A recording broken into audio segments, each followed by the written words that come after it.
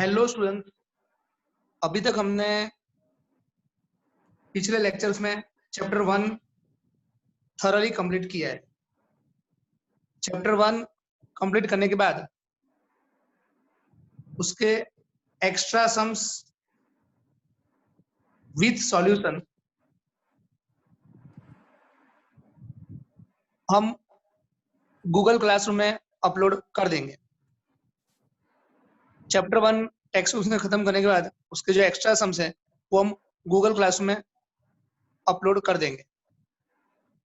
और साथ साथ चैप्टर 1 का जो जनवरी का लेक्चर है वो भी नवनीत सर जनवरी का चैप्टर 1 का लेक्चर बराबर रेडी करके एकदम परफेक्टली अच्छी क्वालिटी के जनवरी रोल के सम सिलेक्ट करके आप रिकॉर्ड करके अपलोड करना। ठीक है नवनीत सर? Yes sir. मैंने आपको ऑलरेडी जो जनवरी का मटेरियल जो पीडीएफ आपको ऑलरेडी भेजा हुआ है उसको रिफर करके उसमें से जनवरी का लेक्चर रेडी करके उसको परफेक्टली कर देना। ठीक है ना? ओके। आज हम नया चैप्टर नंबर 2 स्टार्ट करने वाले हैं। चैप्टर नंबर 2 उसका नाम है relation and function.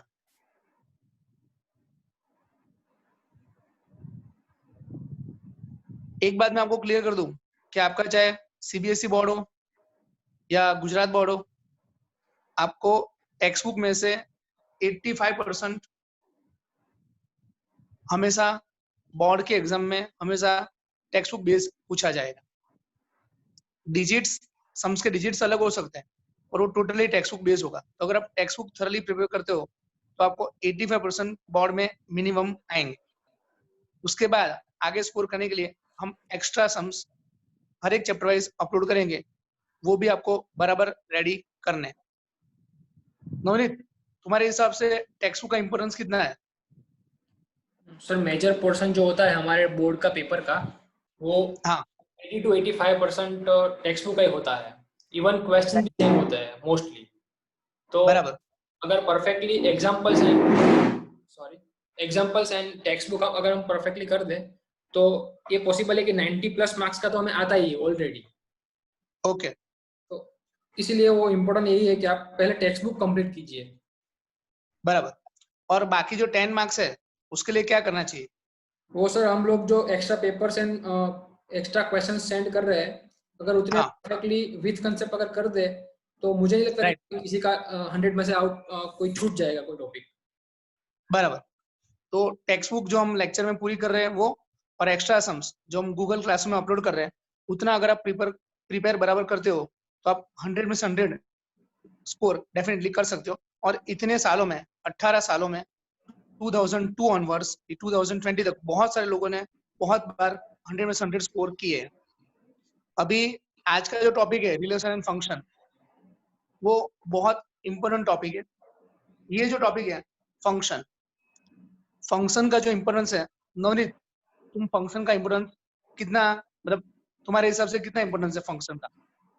Sir function एक सबसे बेसिक चैप्टर है बिकॉज इसके रिलेटेड 12th और 11th दोनों मिला के नियरली 30 में से 15 अराउंड चैप्टर्स तो है जिनमें फंक्शन का जिक्र होता है या फिर उसका यूज होता है। अलग अलग तरीके से यूज होता है जैसे फंक्शन डिफाइन करना हो कौन सा डिफाइन नहीं डिफाइन यूज वगैरह वगैरह।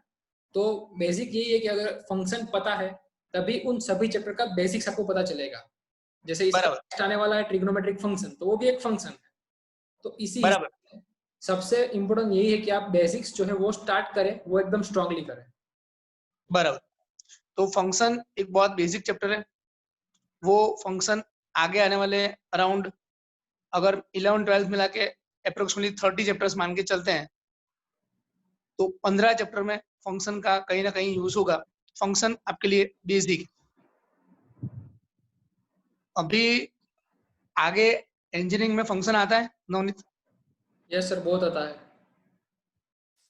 तो इंजीनियरिंग में भी अगर आपको आगे कंटिन्यू स्टडी परफेक्टली करना है तो फंक्शन आपका बेसिक है, फंक्शन आपको थोरली आना चाहिए। और वहां तो थोड़ा अपर लेवल आएगा, तो बेस क्लियर होगा तो आप अपर लेवल पहुंच पाओगे। अगर हम बेस बराबर डालेंगे तो हमारी बिल्डिंग ऊंची बनेगी। तो ये जो फंक्शन है वो एकदम परफेक्टली हमें करना है। लेकिन ये फंक्शन और रिलेशन करने से पहले, उसके जस्ट पहले एक और टॉपिक है जो हमको करना है, उसका नाम है क्रॉस प्रोडक्ट।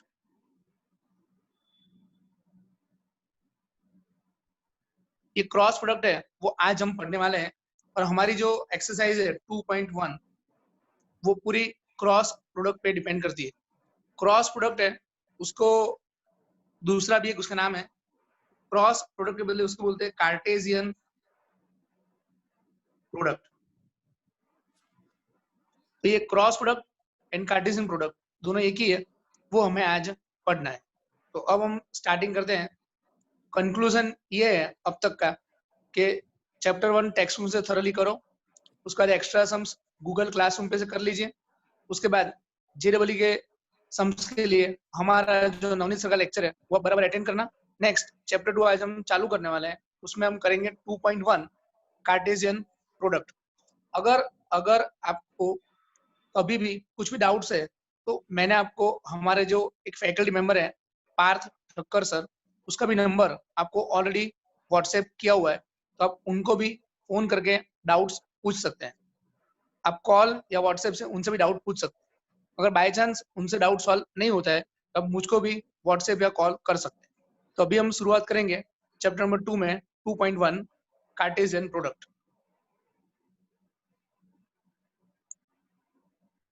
अभी सपोज सेट ए में 3 मेंबर्स है 5, 8, 10, और सेट बी में 2 मेंबर्स है 9, 14। चलो नवनीत, ए में कितने मेंबर है? 3 मेंबर्स, 5, 8, 10, 3 मेंबर्स। बी में मेंबर्स है 9, 14, 2 मेंबर्स। अब हमको फाइंड करना है Cartesian product of A and B, मतलब आपको ए क्रॉस बी फाइंड करना है। A cross B, A cross B का सिंपल मतलब होता है हमें यहाँ पर ए क्रॉस बी में पेयर्स फॉर्म करनी है। बीच में जो लिखा है उसको क्रॉस बोलते हैं, क्रॉस। 5, 8, 10 क्रॉस 9, 4। तो अभी हमको यहाँ पर क्रॉस प्रोडक्ट करना है, उसके लिए हमको पेयर्स बनानी है। 5 का पेयर 9 और 14 दोनों के साथ।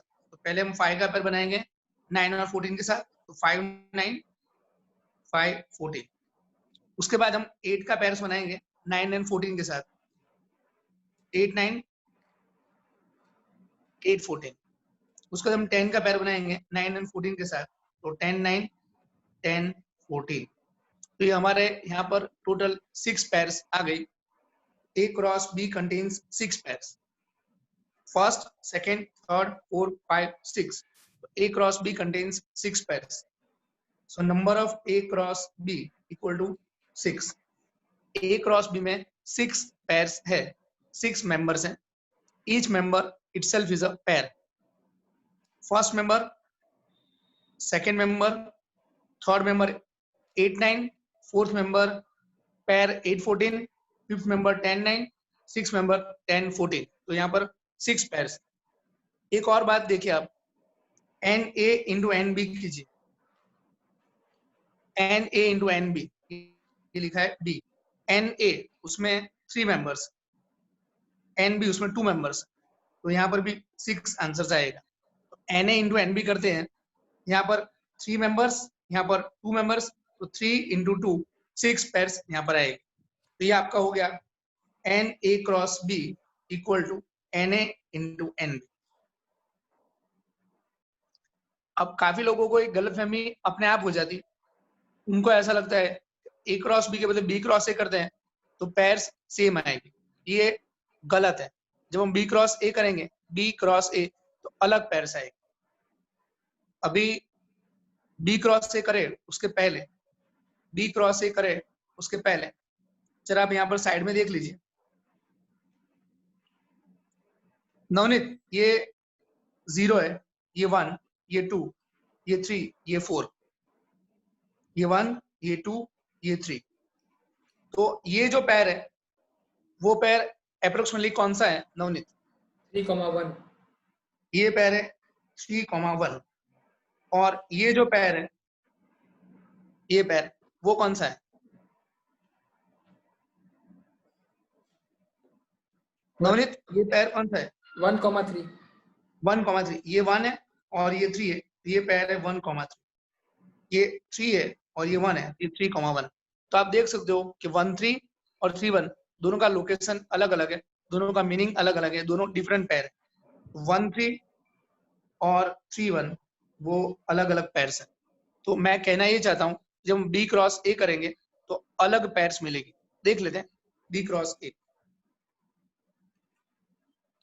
तो बी क्रॉस ए करते हैं तो पहले हमको बी लिखना पड़ेगा 9, 14 क्रॉस 5, 8, 10। ये हमारा बी क्रॉस ए 9, 14 क्रॉस 5, 8, 10। तो 9 को तीनों के साथ लिखने का तो 9, 5, 9, 8, 9, 10। अब हम 14 को तीनों के साथ लिखेंगे तो 14, 5, 14, 8 एंड 14, 10। तो आप देख सकते हो कि यहाँ पर भी 6 पैर्स ही है, 9, 5, 9, 8, 9, 10 और यहाँ पर 14, 5, 14, 8, 14, 10। लेकिन ये पैर्स ये इससे अलग है। आप जरा देखिए तो 8, 9 यहाँ पर है ही नहीं, तो ये जो 8, 9 है वो यहाँ पर है ही नहीं, तो ये डिफरेंट सेट है। ए क्रॉस बी और बी क्रॉस ए इक्वल नहीं है, ए क्रॉस बी और बी क्रॉस ए इक्वल नहीं है। आप देख सकते हो यहाँ पर लास्ट पैर 10, 14 है और यहाँ पर अलग पैर है। 10, 14 एंड 14, 10 इक्वल नहीं है। 10, 14 एंड 14, 10 इक्वल नहीं है। तो कंक्लूजन ये है ए क्रॉस बी में जितनी पैर्स है 1, 2, 3, 4, 5, 6 उतनी पैर्स बी क्रॉस ए में है 1, 2, 3, 4, 5, 6, लेकिन पैर्स अलग अलग। जैसे यहाँ पर 5, 9 है तो यहाँ पर कोई अलग पैर 9, 5 है, यहाँ पर 5, 14 है तो यहाँ पर अलग पैर 14, 5 है। तो पैर्स अलग अलग है, इसलिए ए क्रॉस बी और बी क्रॉस ए इक्वल नहीं है। लेकिन इतना आप कह सकते हो कि नंबर ऑफ पैर्स इक्वल है, नंबर ऑफ बी क्रॉस ए।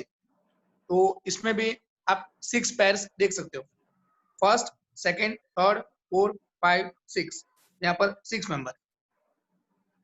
एक सिंपल लैंग्वेज में आप समझिए कि एक परिवार है ए क्रॉस बी का जिसमें 6 मेंबर्स है, अब दूसरा एक परिवार है बी क्रॉस ए का, उसमें अलग 6 मेंबर्स। खाली दोनों में नंबर ऑफ मेंबर्स इक्वल है लेकिन मेंबर इटसेल्फ डिफरेंट है। नवनीत तुम्हारे घर में कितने लोग हैं टोटल? 4। नवनीत, उसके मदर, फादर और चौथा कौन है? बा। ओके, तो नवनीत, उसके मदर, फादर और फोर्थ मेंबर है उनके जो बा, वो उनके फोर्थ मेंबर है। अब जैसे कोई और फैमिली है उसमें भी अगर 4 मेंबर है और दोनों परिवार अलग हो जाएंगे, खाली नंबर ऑफ मेंबर्स सेम है। तो सेम यहाँ पर ही कहना चाहता हूँ, ए क्रॉस बी है, ए क्रॉस बी में 6 मेंबर्स हैं, बी क्रॉस ए में भी 6 मेंबर्स हैं और मेंबर्स अलग अलग है। तो A cross B is not equal to B cross A. तो अभी तक हमने जो देखा उसका कंक्लूजन हम नेक्स्ट पेज पे लिखते हैं, लेकिन उसके पहले नवनीत तुम यहाँ से रैंडमली एक पैर बोलो। रैंडमली 8,9। तुमने बोला 8,9, तो ये जो पैर है 8,9, ये pair 8,9 belongs to A cross B है। अब तुम्हें कोई खास बात यहाँ पर नजर आ रही है? इसमें कोई खास बात नजर आ रही है नवनीत? हाँ, क्या वो खास बात क्या है? 8 जो है वो ए से बिलोंग करता है और 8 ए से बिलोंग करता है 9 जो है वो बी से बिलोंग करता है। और 9 जो है बी से बिलोंग करता है। बिल्कुल सही, बहुत ही आसान। फर्स्ट मेंबर फर्स्ट सेट को बिलोंग करेगा, सेकंड मेंबर सेकंड सेट को बिलोंग करेगा। जैसे आप देख सकते हो ये 8 है वो ए को बिलोंग करेगा, यहाँ पर प्रेजेंट है, और ये जो 9 है वो बी को बिलोंग करेगा, 9 यहाँ पर प्रेजेंट है। तो 8 belongs to A, 9 belongs to B. First member belongs to first set, second member belongs to second set. अभी अभी हम एक आध और पैर देख लेते हैं। चलो, ये बी क्रॉस है ना, बी क्रॉस, उसमें लास्ट पैर देखो 14 10, 14 10। तो यहाँ पर हम देखते हैं 14 10 belongs to B cross A. तो फर्स्ट मेंबर जो है वो बी को बिलोंग करेगा, तो 14 बिलोंग्स टू बी। आप ऊपर देख सकते हो ये 14 बी को बिलोंग कर रहा है, और ये जो 10 है वो ए को बिलोंग करेगा, 10 बिलोंग्स टू ए। तो आप देख सकते हो 10 यहाँ पर ए को बिलोंग करेगा। तो हमने अब तक जो ये पेज में हमने जितनी पढ़ाई की, ये जो आपके स्क्रीन पे जो पेज है उसमें जो मैंने आपको समझाया उसका कंक्लूजन मैं नेक्स्ट पेज पे लिख रहा हूँ। आप लोग, मैं कंक्लूजन लिखूं उसके पहले जरा 1 मिनट तक ये पेज को ऐसे ही रख के आप पहले बराबर एक बार फिर से देख लेना, फिर आप लोग कंक्लूजन पढ़ना।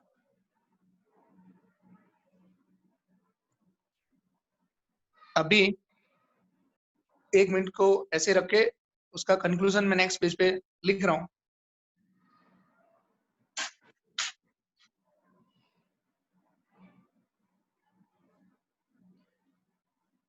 सबसे पहली बात कि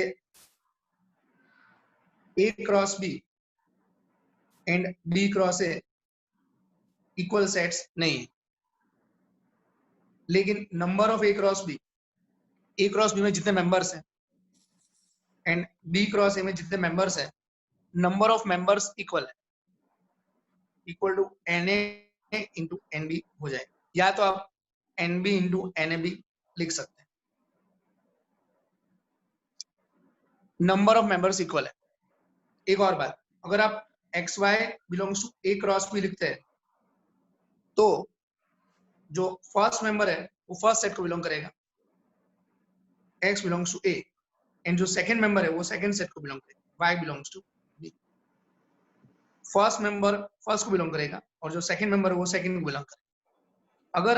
अगर आपने x y belongs to B cross से लिखा, x y belongs to B cross से लिखा, तो उसका मीनिंग बदल जाएगा। इस बार जो एक्स है वो बी को बिलोंग करेगा और जो वाई है वो ए को बिलोंग करेगा। एक और बात जो हमने आपको समझाया कि अगर आप इस तरह से 5 18 लिखते हो, 5 18 लिखते हो और बाजू में अगर 18 5 लिखते हो, तो ये दोनों पैर इक्वल नहीं है, दोनों पैर अलग है। ऑर्डर चेंज करने से पैर बदल जाता है। अब इतना छोटा सा कंक्लूजन लिखने के बाद हम 2.1 के सम शुरू करते हैं। लेकिन उसके और एक पहले, अगर आपको जैसे हमने 5 18 लिखा, उसके बाजू में अगर इक्वल करके कुछ लिखना है, 5 18 के बाजू में इक्वल करके कुछ लिखना है, तो आपके पास सिर्फ एक चॉइस है, 5 18, और कोई चॉइस नहीं है। 5 18 के लिए इक्वल होने वाला सिर्फ एक ही पैर होगा, इटसेल्फ। 5 18 इक्वल टू इटसेल्फ 5 18, और कोई चॉइस आपके पास नहीं।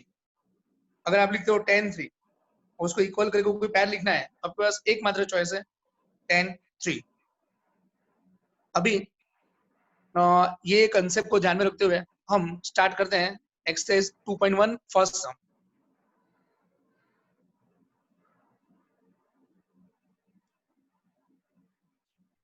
चलो नोनी, 2.1 में फर्स्ट सम रीड करो तो। If x by 3 plus 1 comma y minus 2 by 3 y minus 2 by 3 equal to 5 by 3 comma 1 by 3, 5 by 3 1 by 3, then find the values of x and y. तो अभी मैंने आपको समझाया कि हमारे पास सिर्फ एक चॉइस है कि ये इसको एग्जैक्टली इक्वल होना चाहिए और ये इसको एग्जैक्टली इक्वल होना चाहिए, और कोई चॉइस नहीं। x by 3 plus 1 equal to 5 by 3 and y minus 2 by 3 equal to 1 by 3। यहाँ पर हम एलसीएम लेते हैं, तो x plus 3 upon 3 equal to 5 by 3।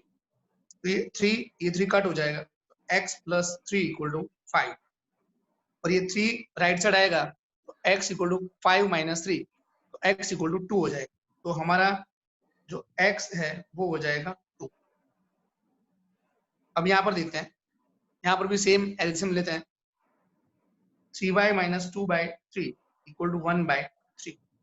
तो ये 3 यहाँ पर कट हो जाएगा और बचेगा 3y माइनस 2 इक्वल टू 1। ये -2 को राइट साइड लेंगे तो 3y इक्वल टू 3 हो जाएगा, तो y इक्वल टू 1 हो जाएगा। तो ये आसान सा सम आप, और ये सम में हम कहना ये चाहते थे कि फर्स्ट एलिमेंट फर्स्ट के साथ इक्वेट करना पड़ेगा, फर्स्ट एलिमेंट फर्स्ट के साथ इक्वेट करना पड़ेगा, और ये जो सेकंड एलिमेंट है वो सेकंड के साथ इक्वेट करना पड़ेगा, और कोई चॉइस नहीं। आगे बढ़ते हैं और देखते हैं एक्सरसाइज 1 में थर्ड सम।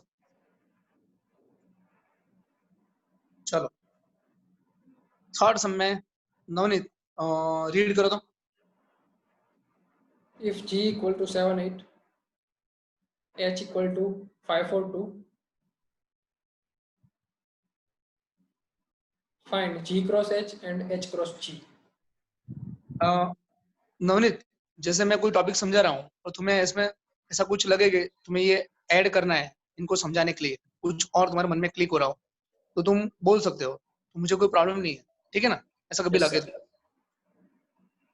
तो हमको इसमें G क्रॉस H फाइंड करना है और H cross G find. G cross H 78 cross 542, 78 cross 542, तो हमें इसमें पेयर्स फाइंड करनी है। 7 को सबके साथ लिखना है, 75 74 72।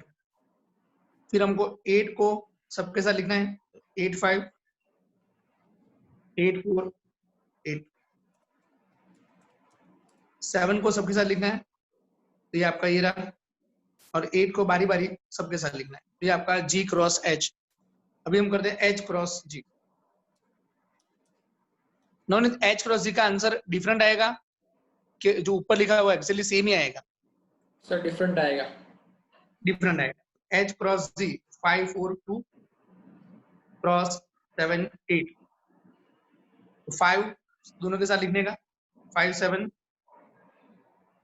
58, 4 दोनों के साथ लिखने का, 47 48, 2 दोनों के साथ लिखने का, 27 28। तो आप देख सकते हो कि पेयर्स अलग अलग हैं। 75 यहाँ पर है ही नहीं, यहाँ पर कोई और पेयर है 57। 85 यहाँ पर है ही नहीं, यहाँ पर कोई और पेयर है 58। तो G cross H is not equal to H cross G। लेकिन number of G cross H, total number of pairs दोनों में इक्वल है। G क्रॉस H के परिवार में भी, G क्रॉस H के परिवार में 6 मेंबर्स हैं, first second third fourth 5 6। H cross G के परिवार में भी 6 मेंबर है और अलग मेंबर है, फर्स्ट सेकंड थर्ड फोर्थ 5 6। तो खाली नंबर ऑफ मेंबर्स इक्वल है लेकिन पेयर्स डिफरेंट है, सो G cross H is not H cross G। आगे बढ़ते हैं और देखते हैं सम नंबर 2, 2.1 सेकंड सम। चलो नवनीत सेकंड सम रीड करो।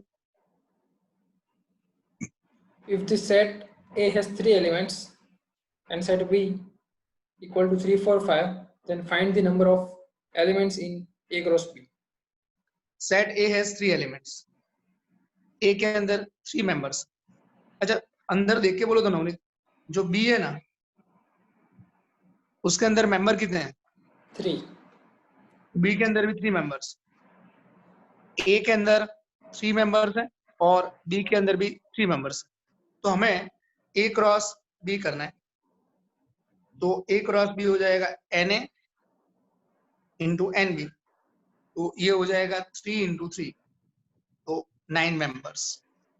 तो A contains 3 members, B contains 3 members, so A cross B contains 9 members. अगर आपको ये नहीं पता चल रहा है, यहाँ पर आप देख सकते हो B के अंदर 3 members हैं,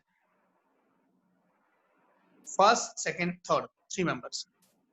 आगे बढ़ते हैं और एक्सरसाइज 2.1 में सम नंबर 6 देखते हैं। नवनीत 6 सम 1 2 3 करने के बाद हम आगे बढ़ते हैं और देखते हैं सिक्स्थ सम। तो चलो रीड करो sixth sum. If A cross B equal to AX pair है, ऑर्डर्ड पेयर है, AX AY BX BY, find A and B set. A cross B में 4 पेयर्स दिख रही है आपको, AX AY BX BY। हमको set A and set B find करना। AX belongs to A cross B, first pair belongs to A cross B. उसके बाद second pair AY belongs to A cross B, BX belongs to A cross B and last pair BY belongs to A cross B. थोड़ी बार पहले मैंने आपको समझाया था कि जो फर्स्ट मेंबर है वो फर्स्ट सेट को बिलोंग करेगा एंड जो सेकंड मेंबर है वो सेकंड सेट को बिलोंग करेगा। फर्स्ट मेंबर फर्स्ट को बिलोंग करेगा, जो सेकंड मेंबर है वो सेकंड को बिलोंग करेगा। फर्स्ट मेंबर फर्स्ट को बिलोंग करेगा, सेकंड मेंबर है वो सेकंड को बिलोंग करेगा। फर्स्ट मेंबर बी फर्स्ट को बिलोंग करेगा और जो सेकंड मेंबर है वो सेकंड को बिलोंग करेगा।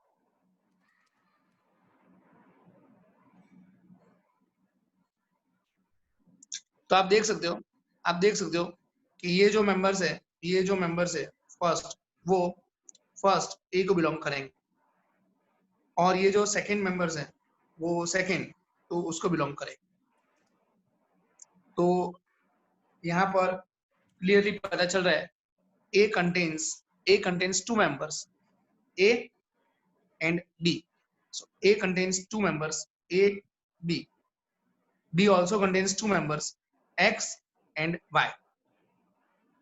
तो आप खुद चेक कर सकते हो, यहाँ पर 2 मेंबर है, यहाँ पर 2 मेंबर है, तो 2 into 2 4 पेयर्स आनी चाहिए। तो यहाँ पर 4 पेयर्स, मतलब हमारा A और B करेक्ट। A में 2 मेंबर्स है, B में 2 मेंबर्स है, तो 2 into 2 यहाँ पर 4 पेयर्स आनी चाहिए A and B। फाइनली हमको मिल गया AB and B is XY। अभी सम नंबर 9 नवनीत रीड करो। 9 Let A and B be two sets such that number of A equal to 3, number of B equal to 2. If x1, y2 and z1 are in A cross B, then find A and B where x, y, z are distinct elements. Navneet, A contains how many elements? 3, B contains how many elements? 2. Okay, तो अगर हम A cross B करते हैं तो उसमें 6 pairs आएगी।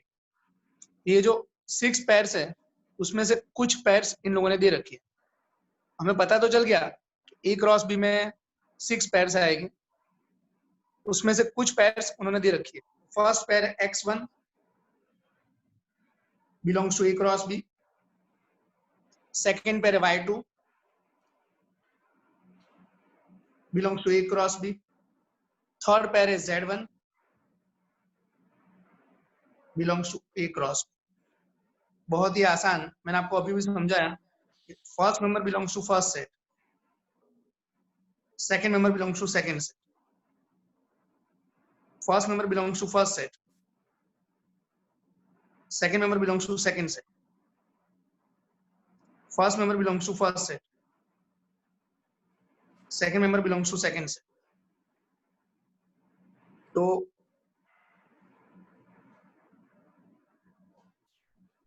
तो ये यहाँ पर B लिखा हुआ है, B, ये आपका B लिखा हुआ है।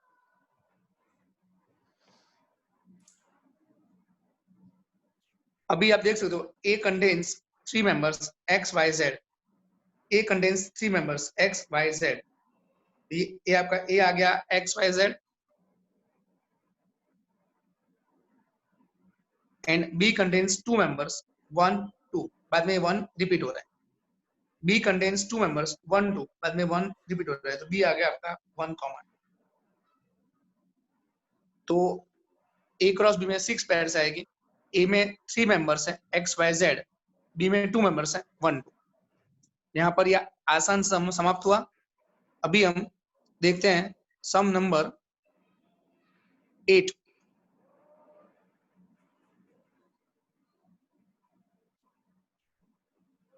चलो नवनीत 8 सम तुम रीड करो तो।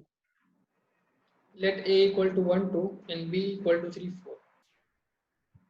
a equal to 1 2, b equal to 3 4। Write a cross b and how many subset will a cross b have? List them. a cross b लिखना है, उसके बाद उसके सबसेट्स लिखने हैं। तो a क्रॉस b में 2 into 2 4 मेंबर्स आएंगे एंड 2⁴ 16 सबसेट्स आएंगे। तो a क्रॉस b पहले लिखते हैं हम। 1 2 क्रॉस 3 4, 1 2 क्रॉस 3 4। तो ये हमने a क्रॉस b लिखा। 1 को दोनों के साथ लिखने का तो 1 3 1 4। 1 को दोनों के साथ लिखने का तो 1 3 1 4। 2 को दोनों के साथ लिखने का तो 2 3 2 4। 1 दोनों के साथ 1 3 1 4। 2 दोनों के साथ 2 3 2 4। ये हमारा a क्रॉस b आ गया 1 3 1 4 2 3 2 4। अभी a क्रॉस b में आप देख सकते हो कि total 4 members, first second third fourth, 4 members. तो a cross b contains 4 members. Each member itself is a pair. First member, second member, third member, fourth member, 4 members. तो टोटल सबसेट्स आएंगे, total subsets आएंगे 2⁴। तो 2⁴ 16 subsets आएंगे। वो जो 16 subsets है वो हमको यहाँ पर लिखना है। टोटल 16 सबसेट्स आएंगे, वो 16 सबसेट्स हमको यहाँ पर लिखना है। अब आपको समझाने के लिए मैं थोड़ा इसको सिंपल कर रहा हूँ। तो a cross b, a cross b, a b c d। चलो नवनीत, हमने अचानक ये ABCD किसके प्लेस पे लिखा है? क्लियरली बोलना। Sorry. ये अचानक हमने ABCD किसके प्लेस पे लिखा हुआ है? 4 ब्रैकेट्स जो है पेयर उसके बदले लिखा है। 4 पैर से 1 3 1 4 2 3 2 4। उसके बदले मैंने आपको समझाने के लिए, थोड़ा सिंपल करने के लिए ABCD लिखा हुआ है। तो 1 3 के बदले A लिखा हुआ है, 1 4 के बदले B लिखा हुआ है, बाद में 2 3 के बदले C लिखा हुआ है और 2 4 के बदले D लिखा हुआ है। तो अब मैं ये जो A क्रॉस B में 4 मेंबर आपको दिख रहे हैं, उसके जो 16 सबसेट्स है वो मैं लिखता हूँ। तो टोटल सबसेट्स अब मैं लिखता हूँ। तो आपको याद होगा कि यहाँ पर 4 मेंबर्स है और हमको सबसेट्स लिखने हो तो पहले हम नल सेट से चालू करेंगे। नल सेट, उसके बाद हम सबको सिंगलटन सेट लिखेंगे। Singleton set B, singleton set C, singleton set D. तो चारों को सिंगल मेंबर लिखा हमने।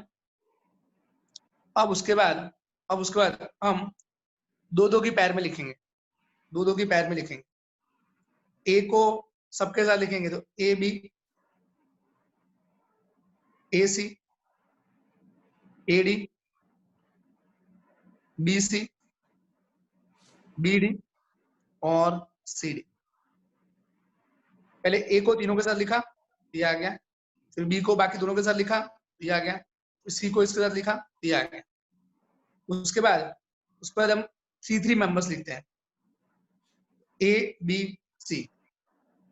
अब इसमें तीन में से कोई भी एक मेंबर को हटा के डी लेने का, तो it will give new set A B D.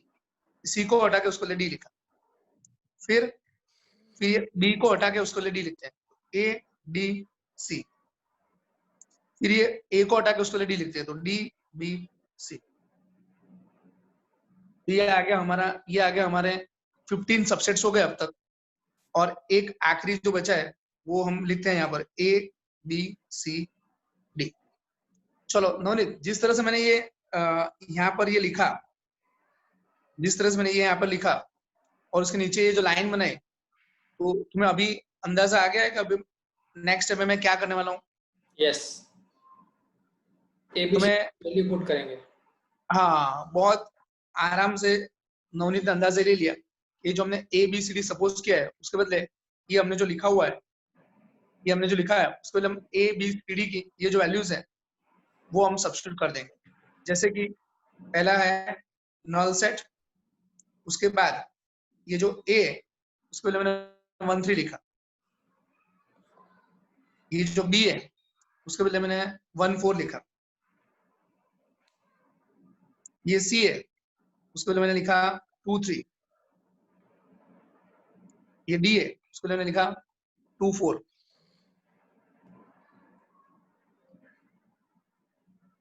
फिर ये जो AB है, ये जो AB है उसमें A के बदले में 1 3 लिखूंगा, और जो B है उसके बदले में 1 4 लिखूंगा।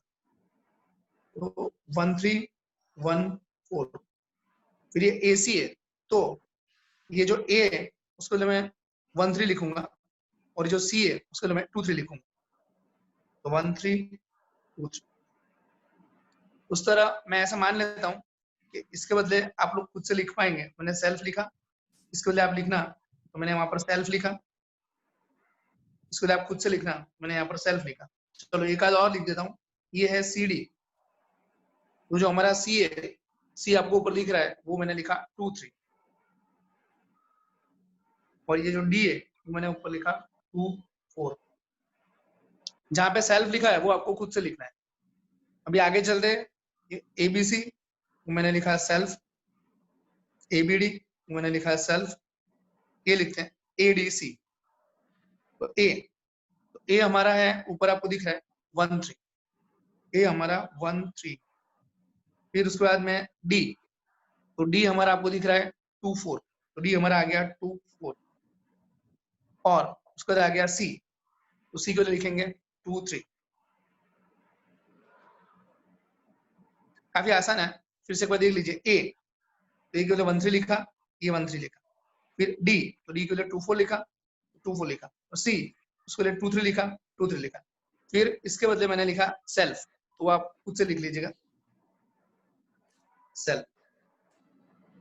अभी हमारा एक फाइनली बचा है ये वाला, तो इसके लिए मुझे चारों चार पैरस लिखने हैं। यहाँ पर थोड़ी जगह कम है, फिर भी मैं इसमें एडजस्ट करता हूँ। तो ये पहले A, उसमें आ गया 1 3। B, तो वो आ गया 1 4। C, वो आ गया 2 3। D, तो आ गया 2 4। तो इस तरह से आपको 16 आंसर्स आ गए। अगर अगर आप लोगों को ये एग्जाम में ये ABCD सपोज करने की जरूरत नहीं लग रही है, तो you can skip that portion. मतलब ये हुआ इतना पोर्शन जो इतना पोर्शन है जिसको मैं टिक कर रहा हूँ, वो पोर्शन अगर आप बराबर समझदार हो तो ये पोर्शन आपको एग्जाम में लिखने की जरूरत नहीं है। It is just for understanding. Portion बिल्कुल सही है, ये आपको एग्जाम में लिखने की जरूरत नहीं है। डायरेक्टली आप यहाँ से सीधा यहाँ पर आंसर तक पहुंच सकते हैं। और अगर आपको ऐसा लगता है कि इसमें गलती होने के चांसेस है और आपको ये लिखना है ABCD इस तरह लिखना है, तो नो नीड टू वरी। आप लोग पहले ये लिखिए, उसके बाद आप ये लिखिए। और अगर आप इतने इंटेलिजेंट हो कि आपको ये लिखने की जरूरत नहीं है, तो आप डायरेक्टली ये आंसर नीचे वाला लिख सकते हो। You will get full marks. Navneet, एकदम क्विकली कंक्लूजन बोलो फटाफट। सर कंक्लूजन यही है कि इसमें 4 पेयर थी, वो हमारे 4 मेंबर्स थे A क्रॉस B के। तो अगर किसी को डायरेक्टली पता है कि ये 4 मेंबर्स है, उनको कर्ली ब्रैकेट में लिखना है, तो वो लोग डायरेक्टली भी सबसेट्स लिख सकते हैं जो 16 सबसेट्स है। और किसी को प्रॉब्लम हो रहा है कि ये ब्रैकेट से कंफ्यूज हो रहा है, तो उसमें सिंपली ABCD सपोज करके उन ABCD के लिए हम पहले सबसेट लिखेंगे और फिर उसकी वैल्यू इंप्लीमेंट करेंगे, 4 ब्रैकेट्स। परफेक्ट।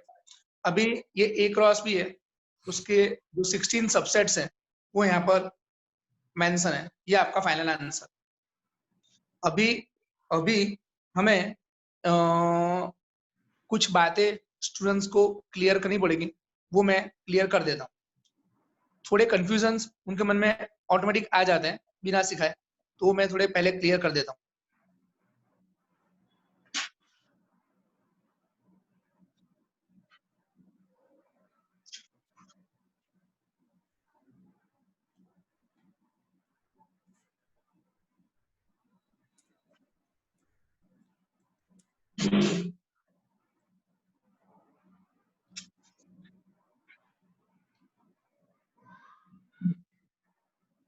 ओके नवनीत, ऐसे लिखा हो, सेट के अंदर लिखा हो 18 and 25 और बाजू में लिखा हो ऑर्डर चेंज करके, तो क्या ये दोनों इक्वल सेट्स हैं? यस। तो मतलब ये हुआ कि सेट के अंदर हम इस तरह ऑर्डर चेंज करके लिख सकते हैं। अगर आपने ऐसा लिखा हो 18 200 -23 और बाजू में ऐसा लिखा हो -23 218, तो क्या ये दोनों इक्वल सेट है? तो मुझे पूछ रहे हैं? हाँ, यस।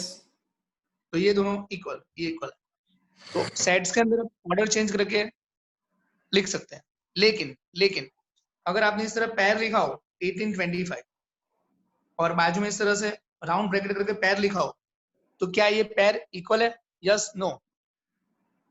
नो। नो, ये इक्वल नहीं है। बराबर, जैसे आप लिखते हो 1 10 और बाजू में आप लिखते हो 10 1, तो ये डिफरेंट पैर है, ये इक्वल नहीं। इस तरह जिस तरह हम यहाँ पर 2 मेंबर लिख के पैर बनाते हैं, इस तरह 3 मेंबर लिख के ट्रिपलेट भी बना सकते हैं। जैसे 18 200 -23 और सामने मैंने अलग ट्रिपलेट लिखा है ऑर्डर चेंज करके, तो इट्स वेरी मच क्लियर कि ये ट्रिपलेट जो है इसमें 3 मेंबर है और सामने अलग ट्रिपलेट है, ये इक्वल नहीं है। तो ऑर्डर पैर या ऑर्डर ट्रिपलेट, उसमें आप मेंबर्स इंटरचेंज नहीं कर सकते हो। पर आप इस तरह से नॉर्मल सेट्स लिखते हो तो उसमें आप मेंबर आगे पीछे लिख सकते हो। जैसे मैंने एक और सेट लिखा 110 10 33 5 18। अब मैंने बाजू में एक अलग ऑर्डर में लिखा, ये 110 जो पैर है उसको पीछे लिखा, फिर ये 10 33 है उसको मैंने बीच में लिखा, और ये 5 18 है उसको मैंने इस तरह से आगे लिखा। तो क्या ये सेट इक्वल है नवनीत? यस। यस, क्योंकि ये जो सेट है, ये जो कर्ली ब्रैकेट के अंदर सेट है, उसमें जो 3 मेंबर्स थे उसका खाली ऑर्डर चेंज किया है। 110 को पीछे लिखा है, 10 33 को बीच में लिखा है, 5 18 को आगे लिखा है, तो ऑर्डर चेंज किया है, तो ये सेट्स इक्वल है। अगर मैंने गलती से अंदर मेंबर ऑर्डर पैर के अंदर मेंबर इंटरचेंज किए होते हैं तो फिर वो गलत हो जाता है। जैसे कि 110 10 33 5 18। अब ध्यान से देखना आप, 110 मैंने कॉपी किया, बाद में मैंने 33 10 लिखा, बाद में 5 18 कॉपी किया। तो आप जरा ध्यान से समझो, 1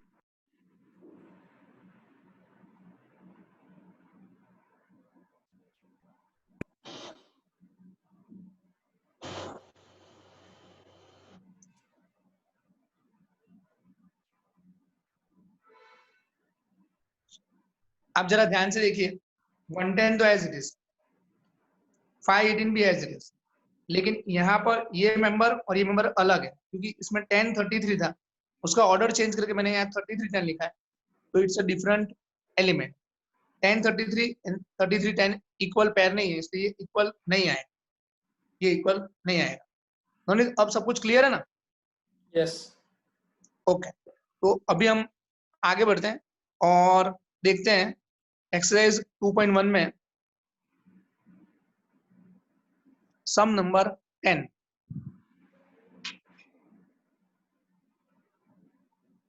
चलो 10 सम नवनीत रीड करो। नेक्स्ट पेज पे certain product A cross A has 9 elements amongst which are found -1 0 and 0 1. Find the set A and remaining elements of A cross A. Okay, तो क्वेश्चन में लिखा हुआ है कि A cross A has 9 elements.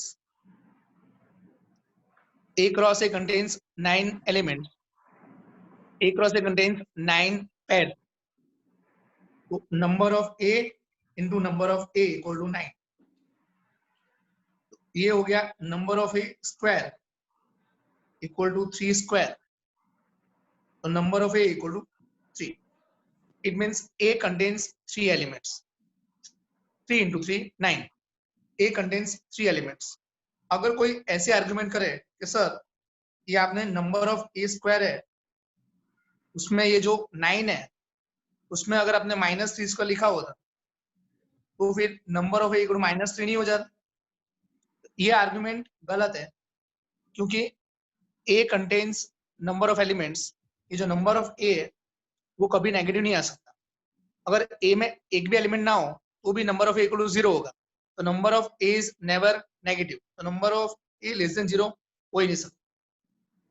So this is just for your information. ये आपको exam में लिखना नहीं है. यहाँ पर ए कंटेन्स 3 एलिमेंट्स. बाद में नवनीत 9 पेयर्स में से कितनी पेयर्स हमारे पास अवेलेबल है? 2 पेयर्स हमारे पास अवेलेबल है. तो फर्स्ट पेयर कौन सा है? -1 0. -1 0 belongs to A cross A. And second pair कौन सा है? 0 1. तो 0 1 belongs to A cross A. अब सबको पता है कि first member belongs to first set,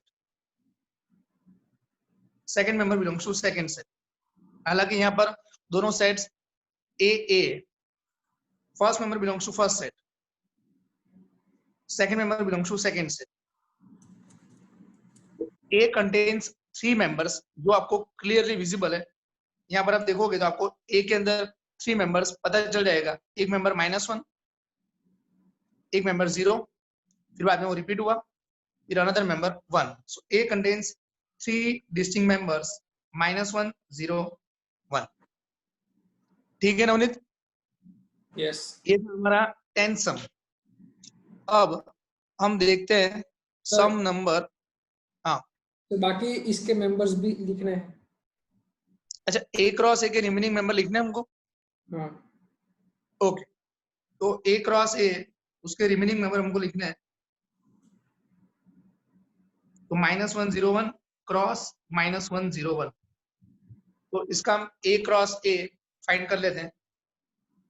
तो -1 तीनों के साथ, -1 -1 -1 0 -1 1. फिर 0 तीनों के साथ, 0 -1 0 0 0 1. फिर 1 तीनों के साथ, तो 1 तीनों के साथ, तो 1 -1 1 0 1 1. ये हमने पूरा ए क्रॉस ए लिख दिया. तो -1, ये जो -1 है वो तीनों के साथ ये लिखा हमने. फिर ये 0 तीनों के साथ ये लिखा हमने. फिर ये 1 तीनों के साथ तो हमने ये लिखा.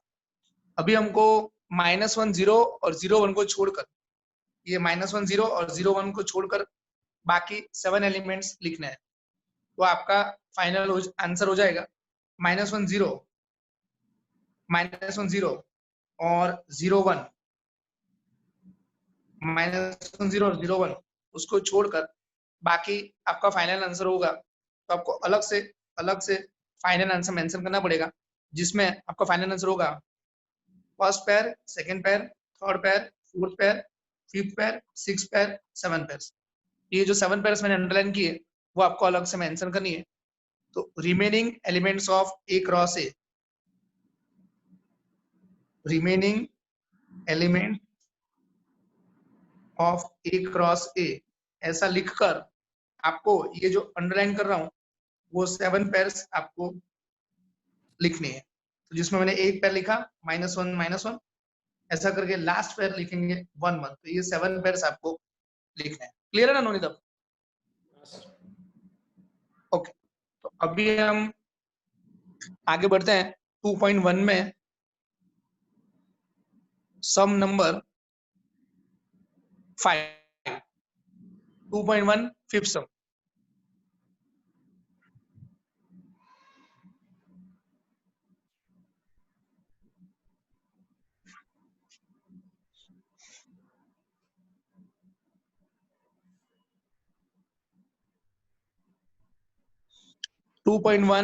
फिफ्थ सम,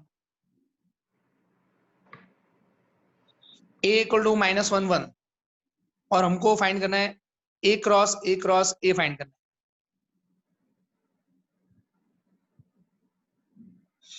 तो a क्रॉस a, तो अब तक हम पेयर्स लिख रहे थे जिसमें 2 एलिमेंट थे। अब हमको ट्रिपलेट्स लिखने हैं, ट्रिपलेट्स, और उसके अंदर 3 एलिमेंट्स आएंगे। अभी हमको लिखने हैं ट्रिपलेट्स। तो अभी हम a क्रॉस a करते हैं, तो यहां पर हमारा a -1 क्रॉस -1 1 -1 1, -1 क्रॉस -1 1 क्रॉस -1 1। तो पहले हम इन दोनों का क्रॉस करते हैं, ये सेकंड और ये थर्ड, उसका क्रॉस करते हैं। अगर कोई ऐसा बोले कि मुझे फर्स्ट और सेकंड का क्रॉस पहले करना है तो भी अलाउड है। मैं यहाँ पर सेकंड और थर्ड का क्रॉस कर रहा हूँ। -1 हम दोनों के साथ लिखेंगे, -1 दोनों के साथ लिखेंगे, -1 फिर -1 लिखेंगे 1 के साथ, फिर ये 1 जो है वो दोनों के साथ लिखेंगे, 1 -1 और 1 1। तो ये हमने -1 दोनों के साथ लिखा तो ये आ गया, फिर ये 1 दोनों के साथ लिखा तो ये आ गया। बराबर है नवनीत? क्लियर देखा है? वो पंचायत है। यस। ओके, अब हमको ये -1 सबके साथ लिखना है, एकदम ध्यान से। -1 लिखने का, उसके बाद ये पैर लिखने का, तो -1 उसके बाद ये लिखने का, फिर -1 उसके बाद ये लिखने का, फिर -1 उसके बाद ये लिखने का, फिर -1 उसके बाद ये लिखने का। तो ये आगे ट्रिपलेट्स। अभी 1 के साथ ये लिखने का, फिर 1 के साथ ये लिखने का, फिर 1 के साथ ये लिखने का, फिर 1 के साथ ये लिखने का। तो ये आ गया हमारे टोटल a क्रॉस a आ गया। a cross a contains 8 members because number of a cross a equal to number of a into number of a into number of a, तो 2 into 2 into 2, 8 members आएंगे। ये जो लिखा है ये खाली आपकी जानकारी के लिए है, ये एग्जाम में मेंशन करने की जरूरत नहीं। a क्रॉस a उसमें अंदर 8 मेंबर्स आ जाएंगे। 8 मेंबर्स मैं आपको दिखाता हूँ। First member, second member, third member, fourth member, fifth member, sixth member, seventh member, eighth member. a cross a contains 8 members, first, second, third, fourth, 5, 6, 7, 8। ये आपका था 2.1 सम नंबर 5। अभी नवनीत सम कौन से बाकी है?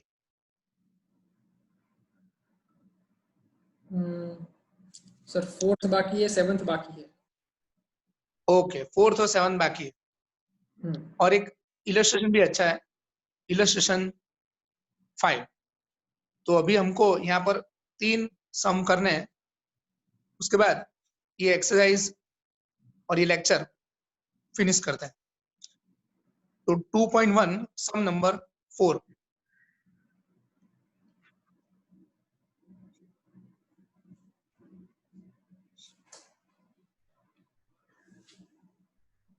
चलो नवनीत क्वेश्चन रीड कर दो. Which one? Fourth. State whether the following statements are true or false. If the statement is false, rewrite the given statement correctly. Okay, true या फॉल्स डिसाइड करना है, और अगर फॉल्स है तो उसको करेक्ट करके नया स्टेटमेंट लिखना है. तो क्वेश्चन 4 का फर्स्ट, आपका P गिवन है mn, कर्ली ब्रैकेट के अंदर mn, बाद में Q गिवन है nm, कर्ली ब्रैकेट के अंदर nm, और आपको P क्रॉस Q, तो mn nm, ये जो लिखा है वो ट्रू है या फॉल्स है वो हमको डिसाइड करना है. चलो नवनीत, तुम्हें ये सम इन लोगों को, स्टूडेंट को समझा देना है ओरली. P क्रॉस Q में दो मेंबर्स है, m, n पहला मेंबर एंड दूसरा मेंबर है हमारा n, m. ये गलत है, बिल्कुल गलत है जी. इसमें अगर आप number of P cross Q find करते हैं, number of P cross Q, तो वो होता है number of P into number of Q, यानी 2 इंटू 2 तो 4, यानी P क्रॉस Q में 4 मेंबर्स चाहिए. अब यहाँ पर तो हमें सिर्फ 2 मेंबर्स है, तो ये देख के ही पता चल रहा है कि ये गलत है.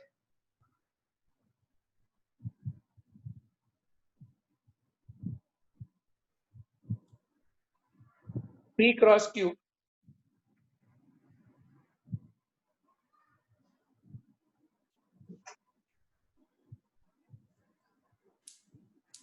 हेलो. हाँ, जैसे नवनीत ने बोला उस तरह से ये स्टेटमेंट जो है वो फॉल्स है, ट्रू नहीं है. हम P क्रॉस Q फाइंड करके देख लेते हैं. तो P cross Q, mn cross nm, ये इस तरह से मैं n लिखता हूं और इस तरह से m लिखता हूं. तो ये जो m है उसको दोनों के साथ लिखना है, mn और बाद में mm. बाद में ये जो n है उसको दोनों के साथ लिखना है, nn और nm. तो आपको क्लियरली पता चल रहा है कि यहाँ पर 4 pairs, first, second, third, fourth, और यहाँ पर ये सिर्फ 2 pairs. So here given P cross Q is false. Number of P cross Q, उसका आंसर 4 आएगा. बट क्वेश्चन में given number of P cross Q is 2, it is false. 2 pair उन लोगों ने कम दे रखे. गिवन P क्रॉस Q वो फॉल्स है, क्योंकि एक्चुअल P क्रॉस में 4 पैर है, फर्स्ट पैर, सेकंड पैर, थर्ड पैर, फोर्थ पैर. So given P cross Q जिसमें 2 पैर है वो फॉल्स. ये था क्वेश्चन 4 का फर्स्ट. अभी हम देखते हैं क्वेश्चन 4 का सेकंड. चलो नवनीत रीड करो. If A and B are non-empty set, then A cross B is a non-empty set of ordered pairs x, y such that x belongs to A and y belongs to B. अब question में ऐसा लिखा है कि A is non empty set. ये लिखा हुआ मैंने A equal to empty set, A equal to empty set, और क्वेश्चन में लिखा है A is non empty set. A में एटलीस्ट कोई एक मेंबर तो है जो क्वेश्चन में गिवन है X. बाद में लिखा है B is non empty set, तो B is non empty set, तो B में एटलीस्ट एक मेंबर है Y बिलोंग्स टू B, ऐसा क्वेश्चन में मेंशन है. अभी क्वेश्चन में ऐसा लिखा है कि XY belongs to A cross B, XY belongs to A cross B. So it's very much clear. X belongs to A and Y belongs to B. So it is true. Question में ऐसा दिया था, ये question में given है A is non empty set, वो question में given है, B is non empty set, वो क्वेश्चन में गिवन है, और ये pair x y belongs to A cross B, वो भी क्वेश्चन में गिवन है। ये जहां जहां मैं टिक कर रहा हूँ वो क्वेश्चन में गिवन है, ये क्वेश्चन में गिवन है। उसके बाद x belongs to a correct है, y belongs to b correct है, तो गिवन डेटा इज ट्रू। फिर से एक बार क्वेश्चन 4 का सेकंड, फिर से एक बार, a एम्प्टी सेट नहीं है, b एम्प्टी सेट नहीं, x y belongs to a cross b question में गिवन है, first member belongs to first set, so x belongs to a, second member belongs to second set, y belongs to b, तो यही question में given है, so given statement is true, given statement is true। ठीक है ना अमित? तो ये था हमारा क्वेश्चन 4 का सेकंड। अब क्वेश्चन 4 का third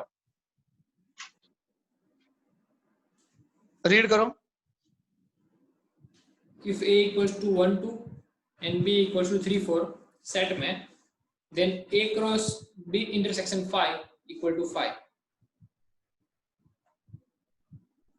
a equal to 1 2, b equal to 3 4, अभी a cross b intersection null set,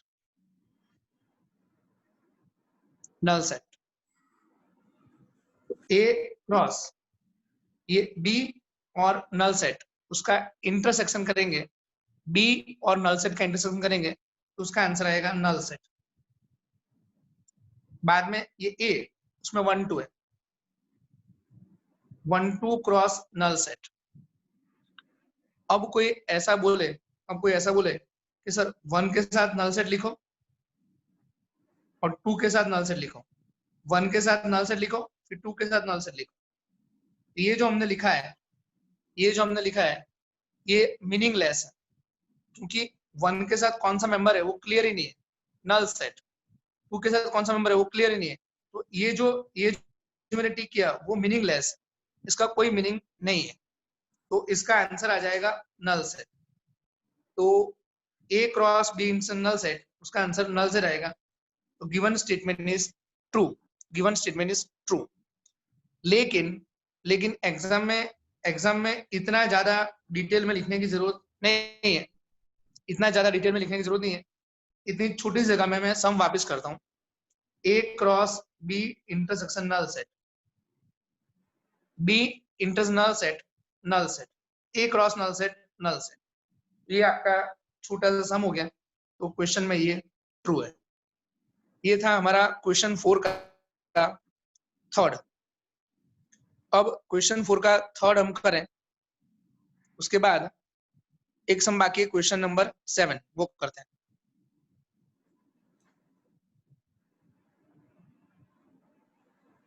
question 7, A given है 1 2, बी गिवन है 1 2 3 4,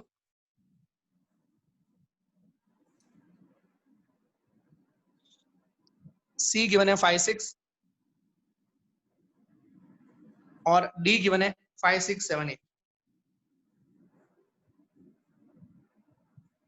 ये इतना सब कुछ क्वेश्चन में गिवन है और हमको दो रिजल्ट वेरीफाई करने हैं, दो रिजल्ट हमको वेरीफाई करना है। उसमें पहला रिजल्ट है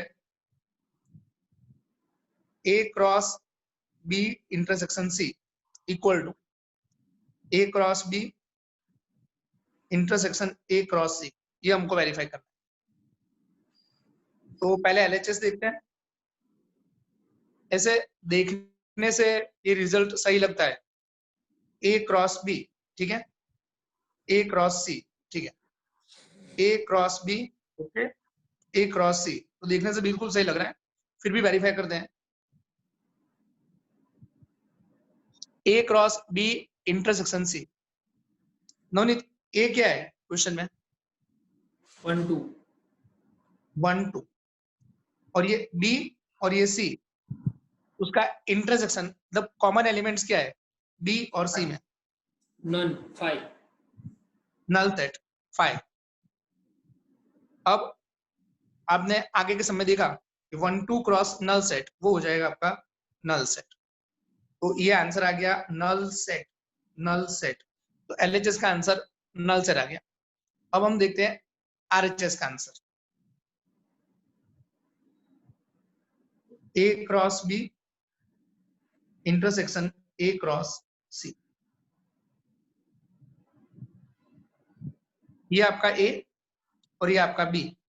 तो अगर आप A क्रॉस B करते हो, ये आपका A और ये आपका B, तो अगर आप A क्रॉस B करते हो तो टोटल 8 पेयर्स आएंगे। मैं A क्रॉस B की पेयर्स लिखता हूँ। ये आपका A और ये आपका B। तो 1 को सबके साथ लिखते हैं, 1 1 1 2 1 3 1 4।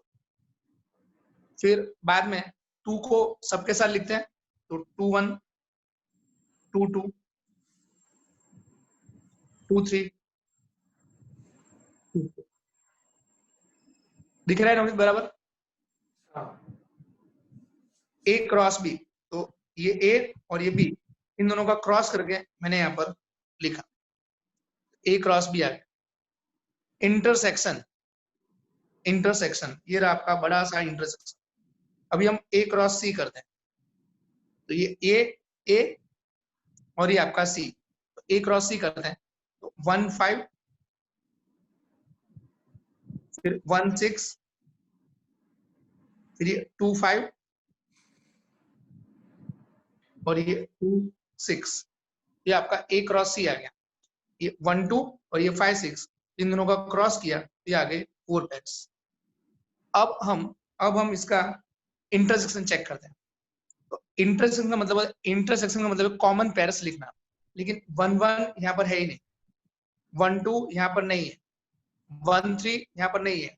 जब इंटरसेक्शन करेंगे तो एक भी कॉमन पेयर नहीं आएगा। 1 4 नहीं यहाँ पर, 2 1 यहाँ पर नहीं है, 2 2 यहाँ पर नहीं है, 2 3 2 4 यहाँ पर नहीं। उल्टा भी चेक कर लेते हैं, 1 5 यहाँ पर नहीं है, 1 6 यहाँ पर बिल्कुल नहीं है, 2 5 नहीं है और 2 6 यहाँ पर नहीं है। तो इसका इंटरसेक्शन आएगा नल सेट। तो मतलब ये हो गया LHS इक्वल टू RHS हो गया।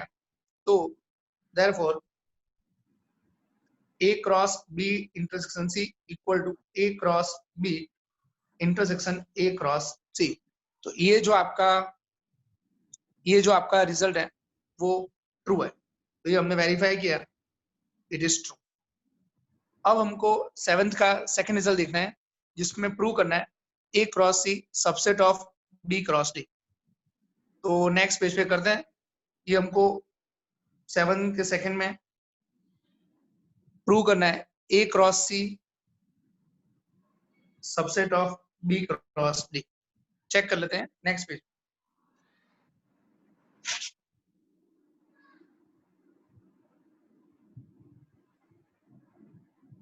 तो ये आपका 7th का सेकंड, उसके लिए आपको फाइंड करना पड़ेगा A cross C, A cross C। तो A क्रॉस C आएगा 1 2 क्रॉस 5 6। 1 को दोनों के साथ लिखते हैं, 1 5 1 6। 2 को दोनों के साथ लिखते हैं, 2 5 2 6। तो ये आपका A क्रॉस C आएगा। बाद में देखते हैं B cross D, B cross D। तो ये हो जाएगा 1 2 3 4 क्रॉस D। तो D हो जाएगा आपको 5 6 7 8। ये क्वेश्चन में गिवन है, ये आपका B और ये आपका D क्वेश्चन में गिवन है। तो B क्रॉस D में टोटल 16 पेयर्स आएंगे। तो सारे पेयर्स मैं लिखता हूँ, 1 के साथ सब लिखने का, 1 5 1 6 1 7 1 8। 1 के साथ सब लिखे, उसके बाद 2 के साथ सब लिखने का, तो 2 5 2 6 2 7 2 8। उसका 3 के साथ सब लिखते हैं, तो 3 5 3 6 3 7 3 8। और बाद में 4 के साथ सब लिखने का, तो ये हो जाएगा 4 5 4 6 4 7 एंड 4 8। तो ये हमने बी क्रॉस डी की सारी पेयर्स लिखी। अब आप देख सकते हो कि ये 1 5 यहाँ पर प्रेजेंट है, तो ये 1 5 यहाँ पर प्रेजेंट है, 1 6 यहाँ पर प्रेजेंट है, 2 5 यहाँ पर प्रेजेंट है और 2 6 यहाँ पर प्रेजेंट है। तो ए क्रॉस सी की जितनी पेयर्स है सब बी क्रॉस डी में प्रेजेंट है। ए क्रॉस सी के जितने मेंबर्स है, जितनी पेयर्स हैं, वो सब बी क्रॉस डी में प्रेजेंट है। A cross C contains 4 pairs and all 4 pairs are present in B cross D. So A cross C is subset of B cross D is also true. ये था हमारा question number 4 का, sorry, ये था हमारा question number 7 का second. अब हम 2.1 यहाँ पर खत्म हो गया। अब एक आखिरी सम करते हैं, इलस्ट्रेशन 5, और बाद में ये लेक्चर फिनिश करते हैं। नवनीत, तुम्हें इन लोगों को कुछ कहना है कि सब कुछ क्लियर है? नहीं सर, क्लियर है सर। तो हमारे लेक्चर का आखिरी सम एग्जाम्पल 5 इलस्ट्रेशन 5 में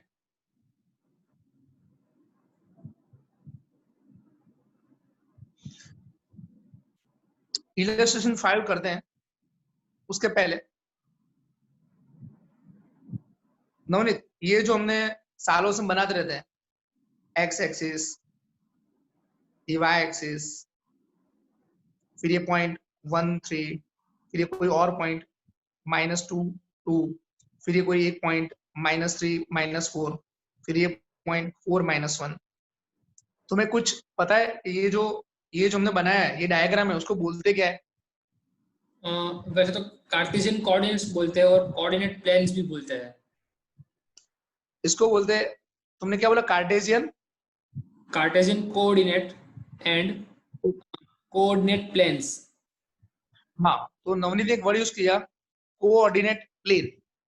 तो ये वर्ड आपको ध्यान में रखना है कि ये जो आपको पेयर्स दिख रही है, 4 -1 1 3 -2 2 -3 -4, ये सब पेयर्स, ये जो पूरा फिगर है, जिसमें 4 क्वाड्रेंट है, first quadrant, second quadrant, third quadrant, fourth quadrant, इसको बोलते हैं प्लेन। ये आपका प्लेन है। सो इसमें अगर आपकी फिगर में कोई भी पेयर में 2 कोऑर्डिनेट्स है, so it is a member of plane. अब मैं यहाँ पर ध्यान से देखना नवनीत, अब मैंने ये जो मैंने वर्टिकल खड़ा किया है, ये इसके ऊपर ये जो पॉइंट है ओरिजिन, उसके ऊपर एक और वर्टिकल लाइन रखी है। तो ये कौन सी एक्सिस है? Z axis. Z axis. तो आप जब मूवी देखते हो टीवी में, वो होता है आपका 2D, 2 डायमेंशन प्लेन। लेकिन अगर आप कोई मूवी देखते हो 3D में, 3D में पिक्चर जब देखते हो आप, अभी पिक्चर आया था तानाजी, जो आपने 3D में देखा होगा, वो जो पिक्चर था तानाजी 3D, 3 डायमेंशन, उसमें एक्स एक्सिस, वाई एक्सिस और उसके साथ होता है जेड एक्सिस। तो जब एक्स एक्सिस, वाई एक्सिस, उसके साथ जेड एक्सिस भी हो जाता है 3 डायमेंशन, जिसमें एक्स वाई कोऑर्डिनेट तो होता है और उसके साथ साथ जेड कोऑर्डिनेट भी होता है। इस तरह रैंडमली एक्स वाई कोऑर्डिनेट तो होता है और उसके साथ साथ जेड कोऑर्डिनेट भी होता है। तो जब जेड कोऑर्डिनेट हो जाता है नवनीत, तो उसके लिए कौन सा वर्ड यूज होता है? 3D। सुना ही नहीं दिया। 3D। अच्छा, एक और मैथमेटिकल वर्ड है, जिस तरह ये 2D के लिए वर्ड है प्लेन, दूसरा 3D के लिए एक और वर्ड है स्पेस। Very good. तो जब हम 3D की बात करते हैं तो एक्स एक्सिस, वाई एक्सिस, उसके साथ साथ जेड कोऑर्डिनेट भी होगा, वो हो जाएगा आपका स्पेस। तो अब हम एग्जांपल 5 करते हैं। एग्जांपल 5 में उन लोगों ने बोला हुआ है कि R क्रॉस R करना है। R मतलब सेट ऑफ रियल नंबर्स।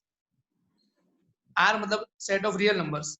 तो अगर हम खाली R लिखते हैं तो X such that X is real number. अभी हम आर क्रॉस आर करते हैं तो उसमें इस तरह से पैर आएगा एक्स वाई, जिसमें फर्स्ट मेंबर है वो भी रियल नंबर है, सेकंड मेंबर है वो भी आपका रियल नंबर है। तो ये हो गया टू डायमेंशनल प्लेन। ये जो हो गया वो आपका हो गया टू डायमेंशनल प्लेन।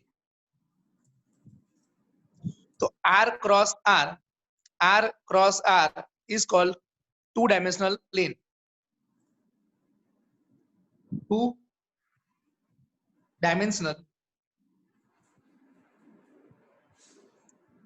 प्लेन, ये वर्ड आप ध्यान में रखना, two dimensional plane. Navneet, dimensional का स्पेलिंग तो सही लिखा है ना? कभी कभी मैं जल्दी जल्दी में स्पेलिंग गलत लिख देता हूँ। डायमेंशनल प्लेन सही है, ये था टू डायमेंशनल प्लेन। अब हम बात करते हैं R cross R cross are.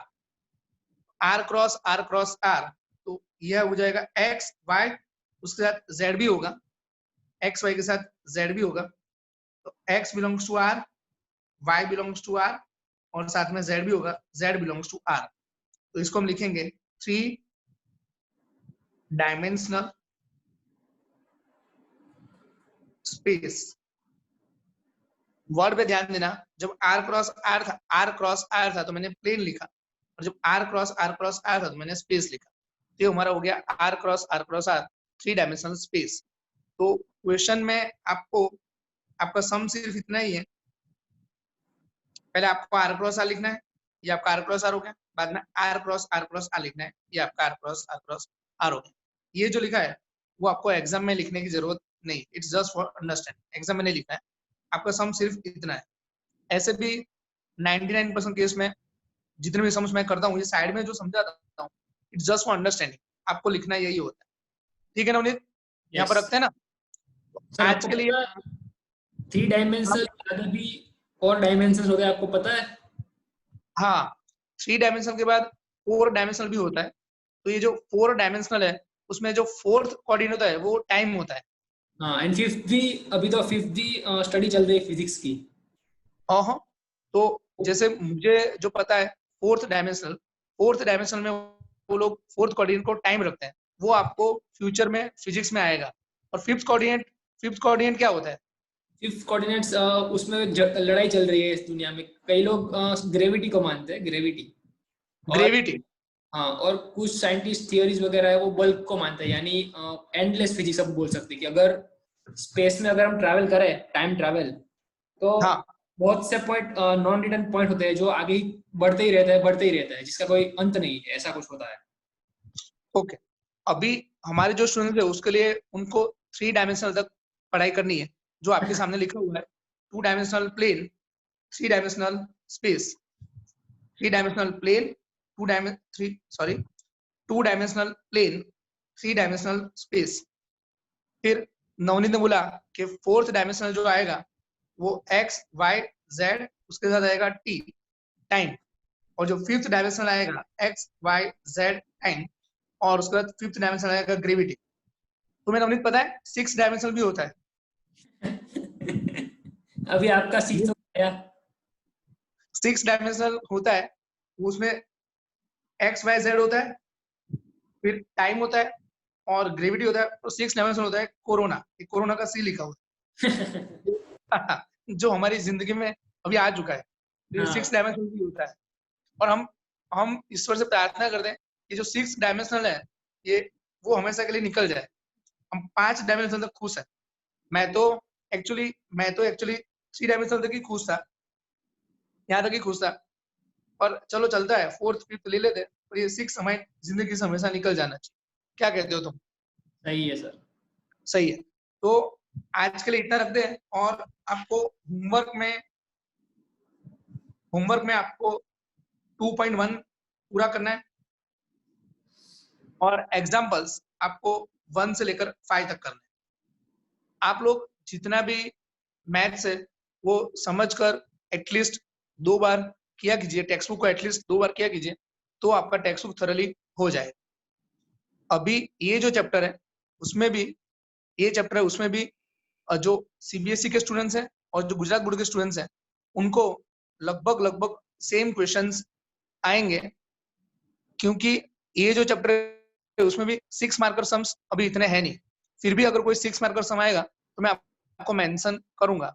इसके बाद जो नेक्स्ट चैप्टर आने वाला है ट्रिगोनोमेट्री, उसमें सीबीएसई स्टूडेंट और गुजरात बोर्ड के स्टूडेंट्स उसका पेपर हम अलग से निकालेंगे जब 6 मार्क्स के क्वेश्चन हमको इंट्रोड्यूस करना है, क्योंकि सीबीएसई में 1 2 3 4 6 मार्कर तक चला जाता है और गुजरात बोर्ड में जनरली 4 मार्कर तक स्टॉप हो जाता है।